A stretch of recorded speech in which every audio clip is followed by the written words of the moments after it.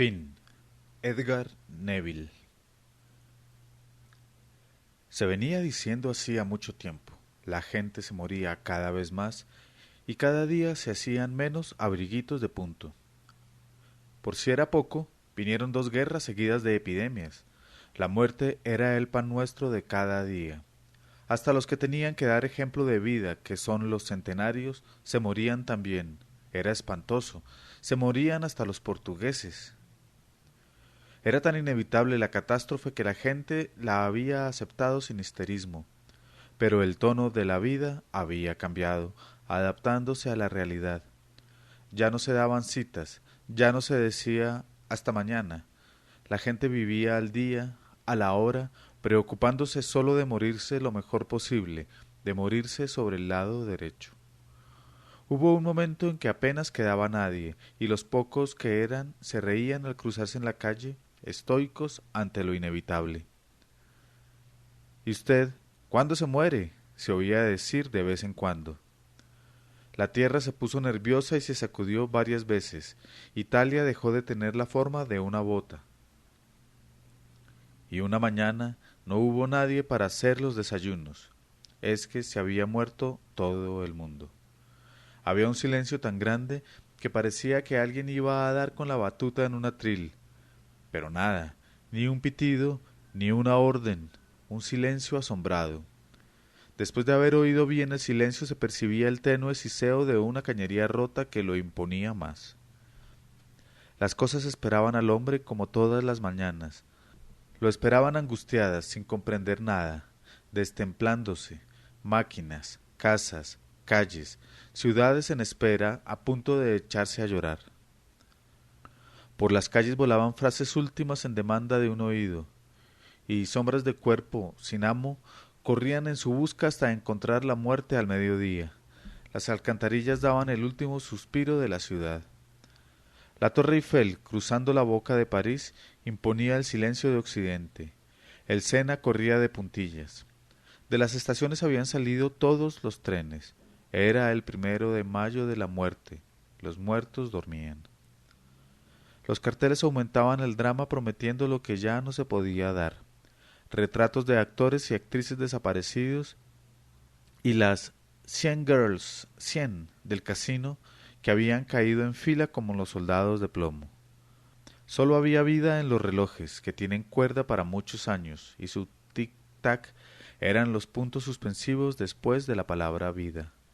A cada hora se ponían a sonar como unos tontos, recordando la hora que era a nadie, y a lanzar señales de auxilio con su telégrafo de banderas. Los segundos eran el pulso de la tierra. Un despertador que aguardaba el momento de dar su broma se desbordó en la habitación de Susana, tan violentamente que la muchacha se incorporó. Susana no había muerto, porque alguien había de ser el último en morir, y ese era precisamente su caso. Ella había seguido su vida ordinaria a través de la catástrofe. Por la noche había bailado y bebido en el mismo cabaret de siempre, y casi siempre había vuelto a su casa en compañía de un señor que nunca era el mismo, y que la había abandonado la mañana siguiente dejándole 50 francos encima de la cómoda, a veces menos. No leía periódicos, y solo se levantaba para ir a su cabaret. El mundo para ella terminaba allí, en la puerta que da a las cocinas. La noche anterior solo habían sido 6 o 7, faltaba el dueño y 2 o 3 parroquianos. A Susana no le había importado volver sola, porque al día siguiente quería levantarse temprano para ir a comprarse unos zapatos. El despertador seguía gruñendo en el suelo, tratando de incorporarse, y eso acabó de desvelar a Susana, que miró a su lado para ver si había alguien y luego se levantó. Susana, pensando que era el primer día que salía temprano a la calle y que iba a pasearse por tiendas y calles, quiso esmerar su toilette, eligió sus mejores medias y se pasó una larga hora ante el espejo maquillándose. Mientras tanto, la hierba aplastada por la ciudad, dándose cuenta de lo ocurrido, pugnaba por levantar su losa. Susana salió a la calle. «Parece domingo», pensaba al notar el silencio. Caminaba sin darse cuenta del drama. miraba a derecha e izquierda antes de cruzar las calles.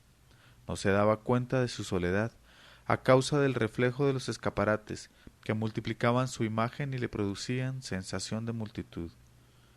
Era como si una amiga fuese con ella. Entró en los grandes almacenes. Las altas bóvedas infladas de silencio parecía que iban a subir. En los mostradores estaban los postreros retales con el último sobo humano. Los cartones de los precios eran las esquelas de las cosas. Susana empezó a sentir miedo y trató de vencerlo haciéndose la distraída, interesándose en los objetos expuestos. Cruzó el patio central, tocándolo todo, pero sus tacones hacían tanto ruido que parecía que la seguían. Huyendo de sí misma, caminando de puntillas, llegó al departamento de los trajes de señoras. Allí había docenas de maniquíes de cera y respiró más tranquila porque le parecía haber entrado en una casa donde hubiera una fiesta. Susana se sentó en una butaca y empezó a hablar. Contaba cosas a las muñecas, teniendo mucho cuidado de no hacerles preguntas. Sin embargo, en los silencios volvía el miedo, y los maniquíes aumentaban su aspecto de desalmados, de muertos sorprendidos en un gesto difícil. El que nadie la contestase le dio miedo, y salió a la calle gritando. Corría en busca de alguien con quien hablar, pedía socorro en las encrucijadas, llamaba a todos los teléfonos para caso de incendio y siempre el silencio negro. Se sentó en un banco al aire libre, tenía menos miedo, pero pensó en la noche y comprendió que no podría pasarla en la ciudad, especialmente por las esquinas, que era lo que le hacía echar más de menos a la humanidad. Aquellas esquinas sin nadie detrás, sin la posibilidad de esconder a nadie. Susana cogió un automóvil abandonado y partió en busca de alguien. Al principio todavía tocaba la bocina en los cruces y sacaba la mano en las vueltas. Al reflexionar se indignaba con ella misma y su mal humor le alejaba el miedo. Rompió el espejo retrovisor, tiró el sombrero a la calle y se quitó el traje. Era su respuesta al estado de cosas. En la plaza de la ópera se quedó completamente desnuda. Si queda alguien ahora viene, pensó. Pero nadie llegó a la oportunidad y en vista que no la querían desnuda entró en la mejor peletería y se puso el abrigo más caro. Pero nada. Huyendo de la noche en la ciudad, se alejó de ella en automóvil, no sin derribar un kiosco de periódicos lleno de noticias que ya no interesaban a nadie.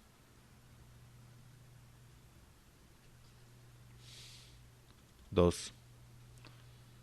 A 100 por hora regresaba hacia Oriente todo lo que quedaba de la humanidad, lo que quedaba después de millares de años de la emigración humana en sentido inverso. Era un regreso al hogar. Aquel fin de raza se había enrollado las medias por debajo de las rodillas para no romperlas. Múnich, Viena, Budapest. A las ciudades muertas les crecía la barba y el auto de Susana espantaba perdices en las plazas de la ópera. Las ruinas traen el otoño, y los pájaros cantaban sobre la ciudad como sólo cantan en un octubre húmedo. En las casas se habían quedado encerradas las moscas, y sus cabezazos contra los cristales eran como un reloj más, con cuerda aún. En las torres de las iglesias las campanas parecían bailarinas ahorcadas. A la tierra se le había quitado la fiebre y descansaba tranquila. Nacieron árboles y nacieron piedras. Se movió lo inanimado y los continentes, al notar que no había nadie para corregirlos, cambiaron de estructura. Los mapas, en las escuelas desiertas, tomaron pátina de grabado antiguo. Una estrella bajó a mojarse las puntas en el mar.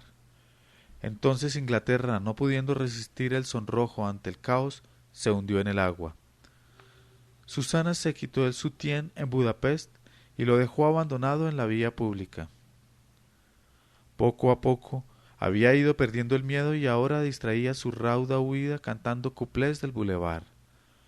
Así llegó a Constantinopla, donde los perros habían muerto sobre las tumbas de los turcos, como si durmieran, en forma de media luna. Por esa calle que indudablemente lleva a Asia, Susana enfiló su automóvil. En medio del puente tuvo que detenerse. Había una bicicleta tirada a través del paso. Un caballero inflaba un neumático. A su edad podría usted saber no interrumpir la circulación, dijo Susana enfadada.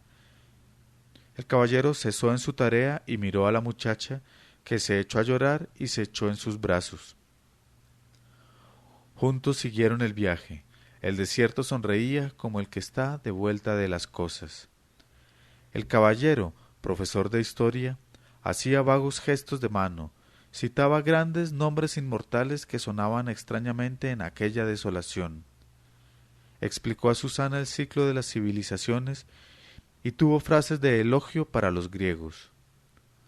Susana poseía un concepto menos amplio de la humanidad. Sus grandes admiraciones eran para una prima suya, casada con un hombre que se emborrachaba mucho, pero que estaba empleado en la dirección del catastro. Esa prima hacía unos bordados como nadie en París, y en cuanto a coger un punto en una media, no había quien la igualase. La conversación de los dos últimos humanos quedaba atrás del automóvil, vibrando un momento para caer después y confundirse con la arena. El aire ceñía el fino tul al cuerpo de Susana. ¿No le da a usted pena, prosiguió ésta, pensar que somos los últimos? Tal vez tenga remedio, contestó el caballero galantemente. Además, añadió intencionadamente, los últimos serán los primeros. Hubo un silencio embarazoso y llegaron a la confluencia del Tigris y el Éufrates. Allí se les terminó la gasolina. Se sentaron en el suelo buscando temas de conversación. El caballero era el que los encontraba con más facilidad, diciendo de vez en cuando: «Pues sí, eso de que somos los últimos es porque queremos, señorita». Tal vez fuera porque Susana había dejado el abrigo en el coche. Y en esas estaban cuando llegó un señor de barba larga y aspecto bondadoso. Junto a él, el ángel de la espada de fuego. Venían del paraíso terrenal que está allí mismo.